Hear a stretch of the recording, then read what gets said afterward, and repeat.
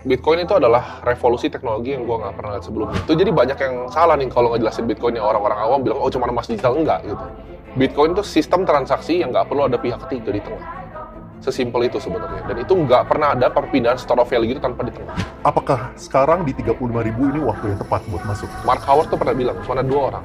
Orang goblok yang mau coba timing market, dan orang yang nggak tahu bahwa dia orang goblok.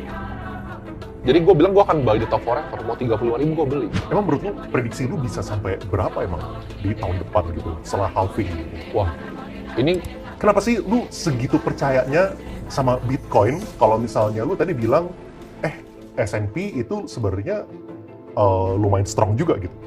karena gini, Bitcoin itu adalah revolusi teknologi yang gue nggak pernah lihat sebelumnya. Jadi mungkin kalau teman-teman kan banyak yang masih mungkin skeptis mikir itu scam, mungkin gue tarik balik untuk jelasin dulu sedikit kali ya tentang Bitcoin. Jadi gini bro, dalam sejarah dunia ini nggak pernah bisa ada transaksi secara publik yang bisa jarak jauh. Maksudnya gini, misalnya gue mau beli Aqua nih sama lo. Cara kita transaksi, misalnya kita direct kayak gini, kita punya cash kan. Itu kita bisa benar-benar peer to peer. Sedangkan kalau misalnya lo di PIK dan gue misalnya di selatan gitu, kita mau transaksi Aqua yang sama, gimana caranya? Tanpa pihak ketiga. Nggak ada caranya bro. Dalam sejarah dunia ini nggak pernah ada caranya. Lu perlu bank, ya kan? Lu perlu bank, perlu ada settlement di tengah. Ada yang catat ledgernya, dan lu harus percaya catatan ledger dia. Jadi kalau misal kita transaksi, ada yang nge-debit, ada yang nge-credit. Itu kalau satu bank. Kalau misalnya lu BCA, gue misalnya CIMB, dua bank gini, apa yang terjadi? BCA catat satu ledgernya, CIMB catat satu ledgernya. Kita harus percaya bahwa mereka keep ledgernya. Bitcoin ini pertama kali yang bikin ini sistem ini secara namanya public blockchain. Nah, itu jadi banyak yang salah nih kalau ngejelasin Bitcoin nya, orang-orang awam bilang, oh cuma emas digital, enggak gitu. Bitcoin itu sistem transaksi yang nggak perlu ada pihak ketiga di tengah. Sesimpel itu sebenarnya. Dan itu nggak pernah ada perpindahan store of value gitu tanpa di tengah. Karena nggak bisa bro, kalau lu ciptain misalnya Timmy Coin gitu ya, zaman dulu ya, misalnya gue mau bikin apa gitu namanya, oh, bisa double entry, ya kan? Siapa yang bisa keep bahwa digital beneran? Harus ada ledger di tengah. Ini sistem pertama yang ngunci ledgernya dari ujung ke ujung. Jadi ini lebih revolusioner dibanding internet. Oke, ini hal menarik ya.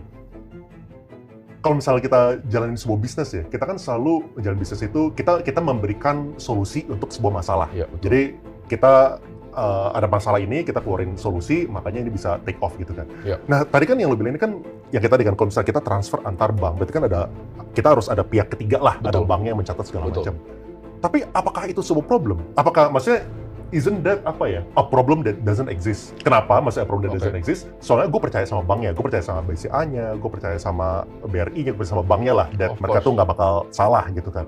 Nah berarti kan kita baru perlu solve itu kalau misalnya ternyata kita nggak bisa percaya sampai ketiga nih kan. Of course, tapi itu problemnya sama dengan internet dan sama dengan email kan zaman dulu. Ketika email itu nggak bebas seperti sekarang, nggak open source, nggak punya public blockchain ibaratnya. Apa yang terjadi dengan email? Dikuasain semuanya kan Yellow Pages. Jadi ini membuat perusahaan-perusahaan raksasa monopolistik. Karena semuanya akan bergantung pada satu tempat yang mereka percaya public ledger. Nah, kenapa Bitcoin diciptakan? Karena krisis tahun 2008. Di mana kepercayaan tadi kan di Indonesia kepercayaan. Apakah, kalau misalnya disuruh taruhan, apakah gue percaya BCA di sini 100 tahun lagi? Gue nggak percaya. Nggak ada satu single bank yang tahan 500 tahun. Satu bank pun di dunia ini nggak ada. Lu mau ngomong bank dari Jerman zaman dulu. Gini, karena problem dengan sentralisasi adalah lu percaya itu sampai nanti ada sesuatu yang bikin lu nggak percaya lagi. Contohnya, waktu perang Jerman, keluarga paling kaya di banker di Jerman itu semuanya dihabisin, dibunuh semuanya, satu-satu banknya dirampok. Apakah nggak mungkin terjadi di Indonesia? Menurut gue terlalu naif sih.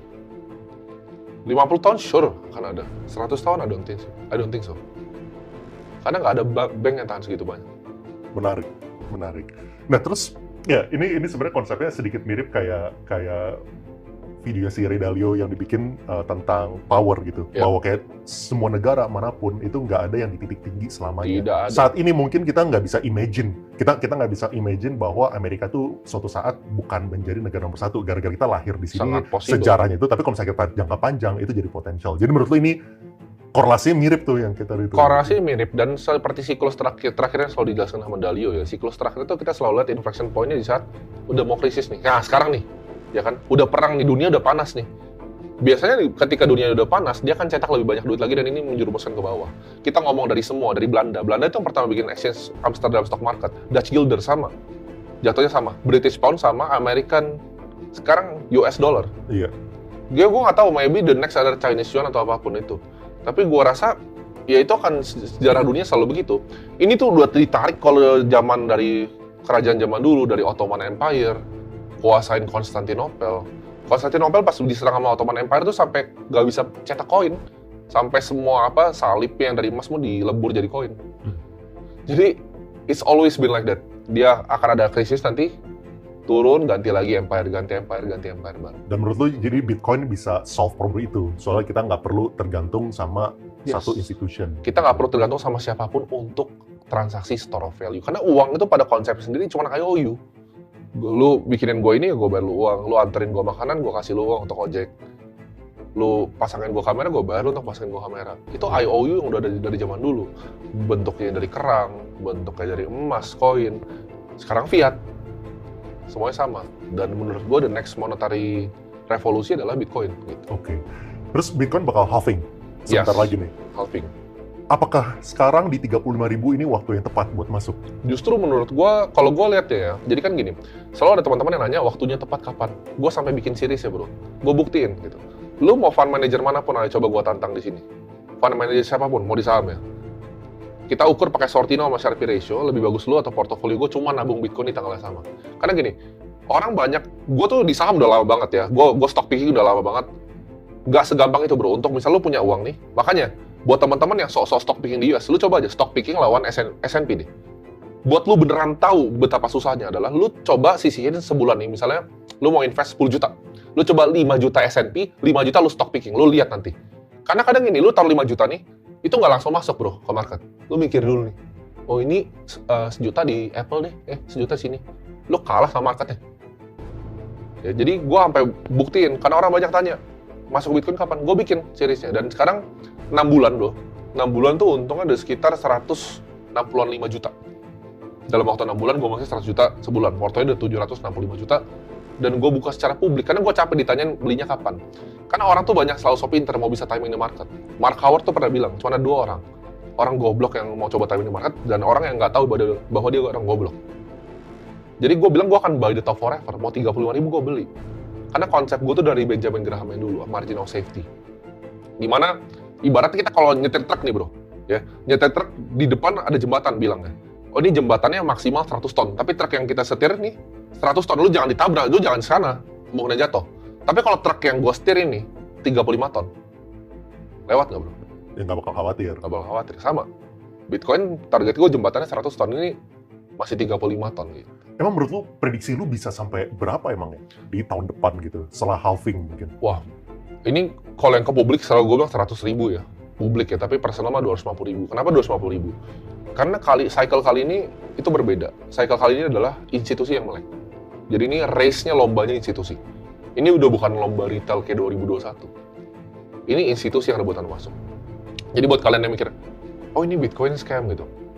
Ini yang filing ya, BlackRock, Wisdom Tree, Fidelity, VanEck. Cina baru mau buka dari Hong Kong nih. Buat ETF ya maksudnya? Yes. Itu perusahaan total aset under management berapa? Jadi korporat sekarang, dan korporat udah banyak ya.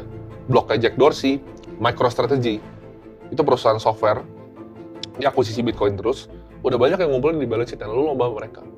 Dan secara monetary value, nggak akan ada Bitcoin baru, cuma akan 21 juta. Dan sekarang ditambah 19 juta sekian. Itu nggak akan pernah ada lagi. Lu tinggal rebutan sisanya tuh. Nah, waktu lu masuk ya, kan lu kan yang borong Bitcoin itu kan, Yes. Udah 6 kali, berarti 6 bulan. 6 bulan. Waktu di bulan pertama, lu bikin prediksi nggak sih, oh di akhir tahun bisa sekian gitu? Apakah 6 bulan lalu, feeling lu tuh Bitcoin bisa nyampe 35.000 seperti sekarang? Oh enggak.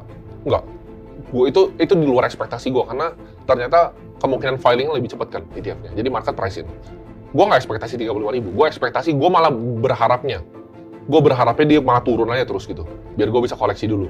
Karena gue takut nanti begitu ETF spotnya di filing ini, uangnya bakal masuk udah kayak air bah ini. Terbangnya kayak ke level yang kita nggak akan tahu sebelumnya. Karena market cap Bitcoin udah lewatin semua bank di dunia sekarang. Semua bank di dunia udah lewat.